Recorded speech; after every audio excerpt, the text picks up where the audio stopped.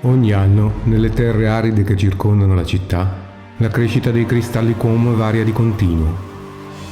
Questa volta le regioni nebbiose sembrano più ricche, ma durante l'anno fioriranno anche le altre. Per 3 anni solo un esploratore viene scelto da un'organizzazione. Essa gli conferirà poteri speciali da utilizzare durante la propria missione.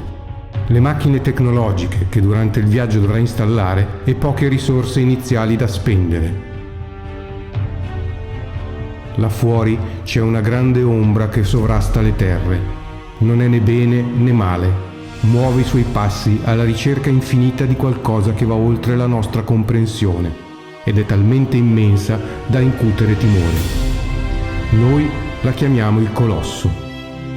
I parassiti che porta con sé e che comunque infestano le terre sono da debellare appena possibile. Comincia un viaggio intenso per ciascun esploratore. Anima senza nome, solo la reputazione. Dall'esterno verso la città, le terre non sono sicure. Meglio continuare a muoversi e, in caso fosse necessario, i QUOM delle terre di fiume ci serviranno ad accamparci. Le macchine della nostra organizzazione sono tante, ma schierarle non è una cosa semplice. Arriviamo in un campo di cristallo, ma i nostri avversari hanno già installato mietitori e raffinatori. Dobbiamo ripiegare su un'estrazione semplice, riempiendo l'ultima gabbia zero per ora a nostra disposizione. Se sarà necessario, sovraccaricheremo i sistemi per ottenere un po' di risorse in più. Intanto la terra si scuote, i passi lenti del colosso riecheggiano mentre si sposta tra i crateri lasciati dalle isole emerse. Passa la stagione ed affiorano nuovi QUOM. Ogni terra un suo colore, un suo potere. Schieriamo un raffinatore mentre ci avviciniamo alla città in cerca di un apparato da installare per la nostra organizzazione. Qualcuno si concentra sui parassiti, creature che infestano le terre. Se in numero eccessivo distruggono le macchine e ne compromettono le funzioni. Chi maggiormente contribuirà a liberarsene avrà grande prestigio.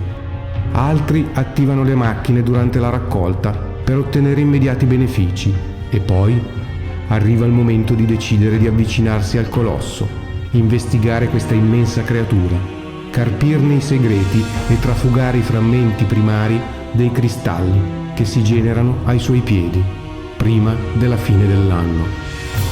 Questo è il nostro destino, la nostra avventura.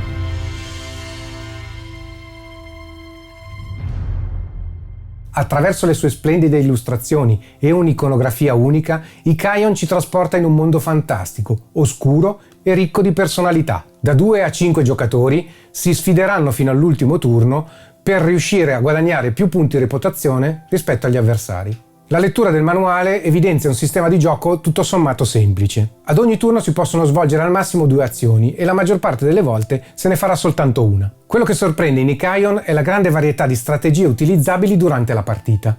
La prima volta in effetti ci si può sentire un po' spesati, a me è successo, però continuando a giocare diventa tutto chiaro. Abbiamo 7 azioni di base tra cui scegliere e quasi tutte, se utilizziamo bene le risorse a nostra disposizione, sono possibili da fare. Sono le scelte la vera sfida, avere una chiara idea strategica, visualizzare una strada da mantenere durante il resto della partita, adattandola al nostro esploratore, che è unico nelle caratteristiche e nelle abilità. Durante la partita si è costretti a muoversi, la scelta di stare fermi ha un costo in risorse.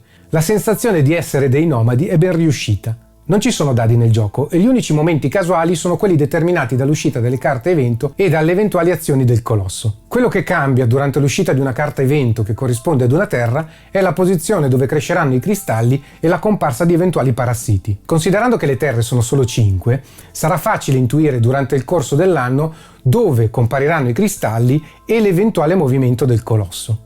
Ogni tipo di cristallo può essere utilizzato per un'unica specifica funzione. L'eliminazione dei parassiti, oltre a essere necessaria per la protezione delle nostre macchine, darà punti alla fine di ogni anno. Il reperimento e l'installazione degli apparati consente di approcciare una strategia collegata all'investigazione del colosso, in quanto i frammenti primari ne raddoppieranno il punteggio.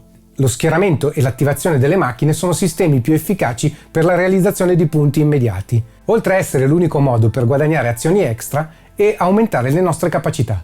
Più in generale, i cristalli e i frammenti primari sono fonte di punti alla fine della partita. È molto interessante il bilanciamento dato dal sistema di punteggio conferito durante l'installazione delle macchine, che risulta un vero e proprio investimento rispetto alle risorse spese. L'investigazione del colosso è un'altra meccanica particolare. I frammenti primari che possiede si rigenerano ogni anno, ma sono comunque pari al numero dei giocatori. Basta poco quindi per rubare un po' di punti preziosi agli avversari. Il sistema di utilizzo della riserva di energia, attivabile quasi sempre una sola volta all'anno, risulta un altro aspetto estremamente strategico. La scelta casuale dei personaggi, così come l'abbinamento delle abilità, l'estrema varietà di azioni e strategie possibili, ed una iconografia ispirata e originale, per finire con una componentistica di primo livello, rendono i Kion un ottimo gioco, impegnativo ma appagante e bello da giocare. Ringrazio gli autori Martino Chiacchiera e Marta Ciaccasassi per il loro supporto e per le chiacchierate che mi hanno consentito di cogliere meglio lo spirito del loro lavoro. Grazie per avermi seguito fin qui, lasciate un commento, iscrivetevi al canale e ci vediamo alla prossima!